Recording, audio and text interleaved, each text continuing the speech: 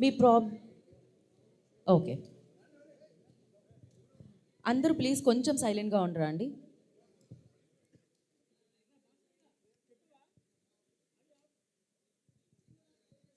ఒక్క నిమిషం అండి, మీరు వన్ సెకండ్ మీకు కావాలి అంటే విల్ గివ్ యూ దట్.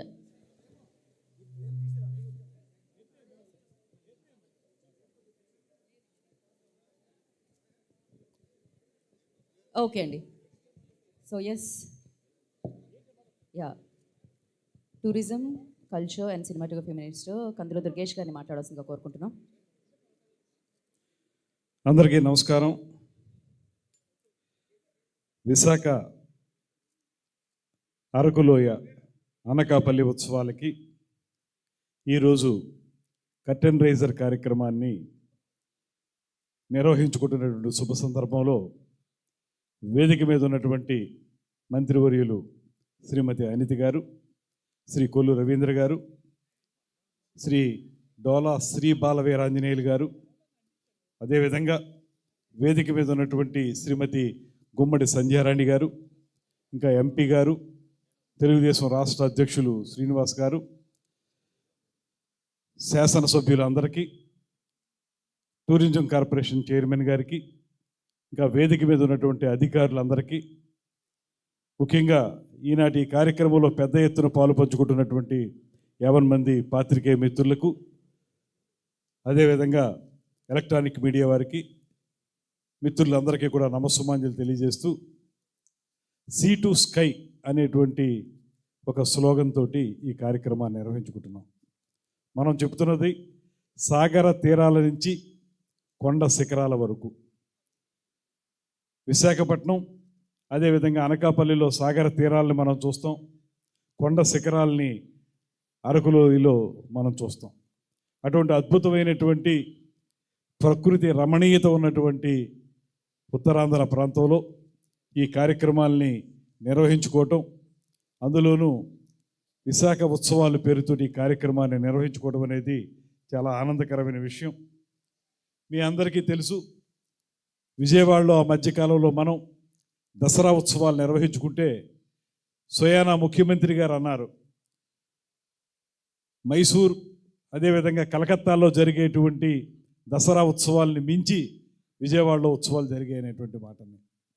అదేవిధంగా తర్వాత ఆవకాయ అమరావతి అనేటువంటి కార్యక్రమం ద్వారా ఈ రాష్ట్రంలో ఒక మంచి కార్యక్రమాన్ని, సినిమా, సాహిత్యం, అదేవిధంగా నృత్యం, వీటికి సంబంధించినటువంటి గొప్ప కార్యక్రమాన్ని నిర్వహించుకున్నాం. దాంతోపాటు మీ అందరికీ తెలియంది కాదు, రాష్ట్రంలో అన్ని ప్రాంతాల్లో కూడా కూటమి ప్రభుత్వం వచ్చిన తర్వాత అద్భుతంగా ఈ ఉత్సవాల్ని నిర్వహించుకుంటా ఉన్నాం. మొన్ననే గండికోట ఉత్సవాల్ని, అదేవిధంగా ఫ్లెమింగో ఉత్సవాల్ని నిర్వహించుకోవడం జరిగింది. ఇవాళ ఏ మూలకు వెళ్ళినప్పటికీ కూడా ఒక ఉత్సవ వాతావరణం ఈ రాష్ట్రంలో కనపడుతుందంటే దానికి కారణం పరిపాలనా దక్షులైనటువంటి గ్రేట్ విజనరీ ముఖ్యమంత్రి చంద్రబాబు నాయుడు గారి నేతృత్వంలో ఈ ప్రభుత్వం అద్భుతంగా పనిచేస్తుంది కనుక, వారికి సహకారంగా ఉప ముఖ్యమంత్రి పవన్ కళ్యాణ్ గారు, వీరిద్దరికీ పైన ప్రధానమంత్రి నరేంద్ర మోడీ గారు, ముగ్గురు కలిసి డబుల్ ఇంజిన్ సర్కార్ని ఈ రాష్ట్రంలో నడుపుతున్నటువంటి నేపథ్యంలో ఇవాళ ఏ మూలకు వెళ్ళినప్పటికీ కూడా అందుతున్నటువంటి సంక్షేమ ఫలాలు, జరుగుతున్నటువంటి అభివృద్ధి కార్యక్రమాలని చూసి ప్రజలందరూ కూడా పెద్ద ఎత్తున పాల్గొంటున్నారు. ఎక్కడికెక్కడ చిన్న స్థాయి నుంచి పెద్ద స్థాయి వరకు ఈ ఉత్సవాలు జరుగుతూ ఉన్నాయి. అందులో ఈరోజు ప్రధానంగా ఉత్తరాంధ్ర అంటే మనందరికీ కూడా ప్రకృతి రమణీయతకి కానీ, మనసుని ఆహ్లాదపరిచేటువంటి కార్యక్రమాలకు కానీ పెద్దపీట వేసేటువంటి ఈ ప్రాంతంలో 3 కొత్త జిల్లాలకి సంబంధించి ఈ కార్యక్రమాన్ని ఏర్పాటు చేసుకోవటం, తద్వారా మనం ప్రజలందరిలో కూడా ఉత్సవ వాతావరణాన్ని తీసుకురావడానికి జరుగుతున్న ప్రయత్నంగా మీ అందరికీ ఈ విషయాన్ని తెలియజేస్తూ, విశాఖపట్నం అనేటప్పటికీ మనకి coastal ecology, global coastal ecology గురించి మనం మాట్లాడతాం. అదేవిధంగా ఐటీ కానీ, ఇక్కడ వస్తున్నటువంటి పర్యాటక రంగంలో వస్తున్నటువంటి గొప్ప మార్పులు కానీ, అదేవిధంగా అనకాపల్లి చూసుకుంటే మన సాంస్కృతిక కార్యక్రమాలు, మన సంస్కృతి ప్రభావం ఏ రకంగా ఉందో అనకాపల్లిని చూస్తే తెలుస్తుంది. దాంతోపాటు ఎంఎస్ఎంఈలు కూడా చిన్న తరహా సూక్ష్మ తరహా పరిశ్రమలు అనేకం ఏర్పాటు చేసుకున్నటువంటి ప్రాంతం. దాంతోపాటు కల్నరీ అంటే మన తెలుగువారి రుచుల్ని మన అందరికీ చూపించేటువంటి ప్రాంతం అనకాపల్లి జిల్లా. ఇక అరకులోయ చూసుకున్నట్లయితే మీ అందరికీ తెలియనిది కాదు, గిరిజన సంస్కృతి. అక్కడ ఉన్నటువంటి అద్భుతమైనటువంటి లంబసింగ్ కానీ, అనంతగిరి కానీ, టైడా కానీ ఇవన్నీ చూసినప్పుడు మనసు ఆహ్లాదంగా ఉంటుంది. మనం ఎక్కడ ఉన్నాం అనే దాంట్లో చూసుకుంటే ప్రపంచంలోనే ఇంత అద్భుతమైనటువంటి ప్రాంతం ఉందా అనిపించేటువంటి విధంగా అక్కడ ఉంటుంది. ఇలాగే ఈ 3 ప్రాంతాలు ఒక్కొక్క దానికి ఒక్కొక్క వెరైటీగా ఉన్నటువంటి ప్రాంతాలు. ఈ ప్రాంతాల్లో ఇవాళ చేపట్టేటువంటి కార్యక్రమం ఇది మామూలుగా పండుగ చేసుకుంటున్నాం అనేటువంటి మాట కాకుండా దీనివల్ల అన్ని రకాల అభివృద్ధి జరుగుతుంది. ముఖ్యంగా ఎకానమీ డెవలప్ అవుతుంది. కారణం ఏంటంటే ఇంతకుముందు మా టూరిజం కార్పొరేషన్ ఎండి గారు చెప్పినట్లుగా వారు చెప్పారు 500 కోట్లకు మించి ఇక్కడ ఎకానమీ డెవలప్ అయ్యేదానికి అవకాశం ఉంది. రమారమి 3000 మందికి ఈ 9 రోజులు జరిగేటువంటి ఉత్సవాల్లో మనం ఎంప్లాయ్మెంట్ని క్రియేట్ చేయగలుగుతున్నాం. దాంతోపాటు అనేక వందల మంది ఫుట్ఫాల్ పెరిగేదానికి కూడా అవకాశం ఉంది. ఇవాళ అందుకే రేపు 24వ తారీఖు నుంచి ఫిబ్రవరి 1వ తారీఖు వరకు ఈ 3 ప్రాంతాల్లో కూడా ఈ కార్యక్రమాలను నిర్వహించుకోవడం ద్వారా ఆంధ్రప్రదేశ్ రాష్ట్రం యొక్క కళా సాంస్కృతిక వైభవాన్ని ముందుకు తీసుకెళ్ళడానికి ఒక పక్కన నేను ఇందాక చెప్పిన విధంగా గిరిజన సంస్కృతి కానీ, సాగర తీరాన్ని ఉన్నటువంటి అద్భుతమైనటువంటి ప్రకృతి రమణీయతకు చెందినటువంటి అంశాలు కానీ, వాటితో పాటు ఎకానమీ అభివృద్ధి చెందడం కానీ, వీటితో పాటు స్థానికంగా ఉన్నటువంటి కళాకారులు. ఉత్తరాంధ్ర అంటే కళాకారులకు పెట్టింది పేరు. పూర్వం నుంచి మనం చూసినప్పుడు ఈ ప్రత్యేకమైన యాస భాష వీటితోటి వారందరూ పాడేటువంటి పాటలు ప్రపంచవ్యాప్తంగా చాలా గొప్ప పేరు పొందాయి. అటువంటి స్థానిక కళాకారుల్ని, అదేవిధంగా ఇందాక ఎమ్మెల్యే రామకృష్ణ గారు చెప్పినట్లుగా కోలాటం లాంటి కార్యక్రమాలని వీటన్నిటినీ కూడా పొందుపరుచుకోవడం ద్వారా స్థానికంగా ఉన్నటువంటి కార్యక్రమాలు, అదేవిధంగా మనం ప్రపంచవ్యాప్తంగా చూపించగలిగేటువంటి గొప్ప కార్యక్రమాలని పొందుపరిచి ఈ కార్యక్రమాలని నిర్వహిస్తున్నాం అనేటువంటి మాటను కూడా మీకు మనవి చేస్తున్నాను. దీనికి ముఖ్యమంత్రి చంద్రబాబు నాయుడు గారు ఇస్తున్నటువంటి ఊతం, ఆయన పర్యాటక రంగానికి పెద్దపీట వేస్తూ అధికారంలోకి రాగానే కొత్త పాలసీని తీసుకురావటం, ముఖ్యంగా పర్యాటక రంగానికి పరిశ్రమ హోదా కల్పించి ఎక్కువ మంది పెట్టుబడిదారులు వచ్చి ఈ పరిశ్రమల్లో పెట్టుబడి పెట్టడానికి వీలుగా వారందరికీ కూడా ఒక అవకాశం కల్పించటం. దానివల్లే ఇవాళ ఈ రాష్ట్రంలో ఈ 1.5 సంవత్సరాల కాలంలో అనేక లక్షల కోట్ల రూపాయల పెట్టుబడుల్ని మనం తెచ్చుకోగలిగాం.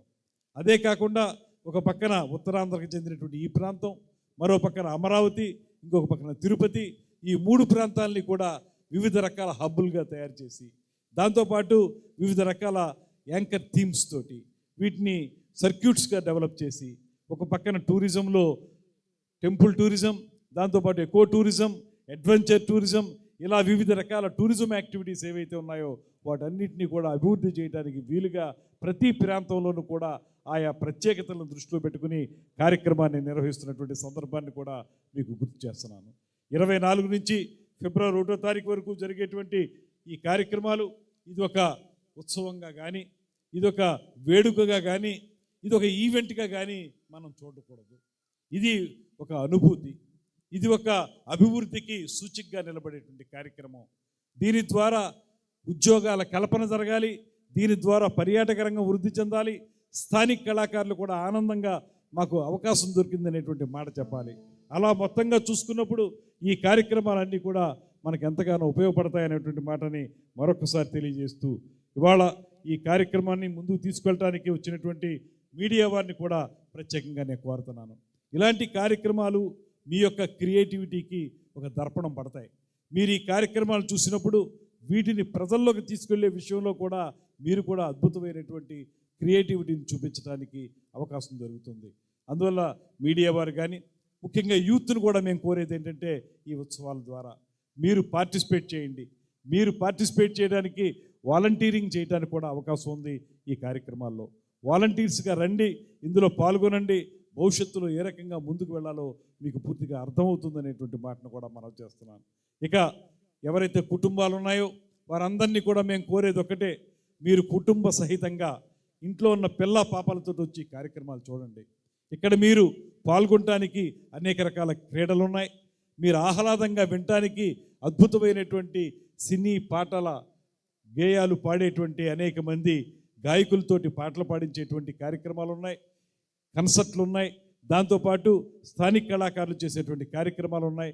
వీటన్నిటినీ చూడడం ద్వారా మీరు ఒక పండుగ వాతావరణంలో మనసును ఆహ్లాదపరుచుకోవచ్చు అనేటువంటి మాటను కూడా తెలియజేస్తున్నాను.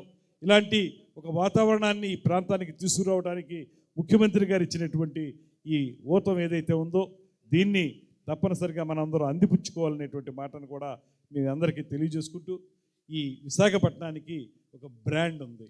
రీబ్రాండింగ్ చేయాల్సిన అవసరం ఈ తరుణం మనకు వచ్చింది. మీకు తెలియంది కాదు, 2019 నుంచి 24 వరకు ఈ రాష్ట్రంలో చీకటి రోజులు మనం చూసాం. ఆ 5 సంవత్సరాల కాలంలో రాష్ట్రంలో పర్యావరణం కానివ్వండి, పర్యాటకం కానివ్వండి, అదేవిధంగా కళలు కానివ్వండి, ఎక్కడా కూడా వృద్ధి చెందినటువంటి సందర్భాలు మనం చూడలేదు.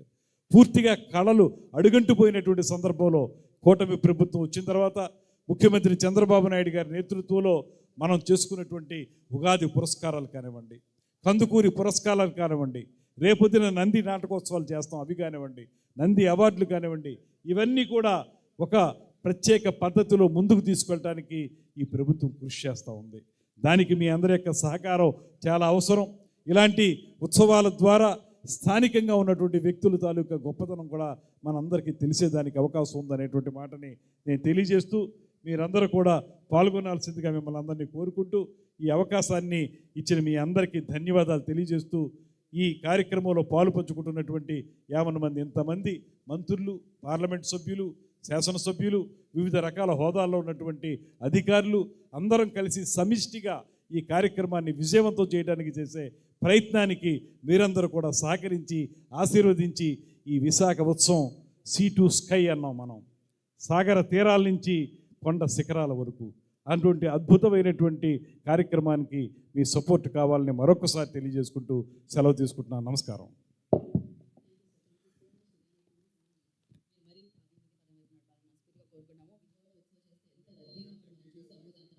ఫెస్టివల్లో అక్కడ ఉన్న వాళ్ళందరూ కనిపించడం జరిగింది. ఎంతో ఆహ్లాదకరంగా